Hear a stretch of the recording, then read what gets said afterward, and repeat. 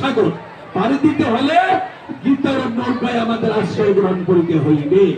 শ্রী শ্রী গীতা মাহাত্ম্যম শ্লোক নম্বর 22। দেবকী নন্দন কৃষ্ণ গীতা পাঠনে তুষ্যতি যথান্য বেদের কারণে যজ্ঞটি পঠতা দিবি। ভগবান কৃষ্ণ গীতা পাঠে যেমন সন্তুষ্ট হন, বেদ পাঠ উপবাস ব্রত তাতে অত সন্তুষ্ট হন না। শ্রী শ্রী গীতা মাহাত্ম্যম শ্লোক নম্বর 40। গীতায়া পুস্তকং যত্র নিত্য পাঠস্য বর্ততে তত্র সর্বাণি তীর্থানি প্রয়োজনে ভূত।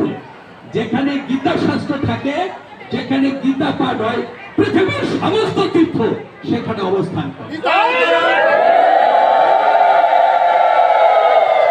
শ্রী শ্রী গীতা মাহাত্ম্যম শ্লোক নম্বর 44। ভগবান বলছেন গীতা মে হৃদয় পাঠ, গীতা মে সারবর্তম। ভগবান বলছে গীতা আমার হৃদয়। শ্রী শ্রী গীতা মাহাত্ম্যম শ্লোক নম্বর 60।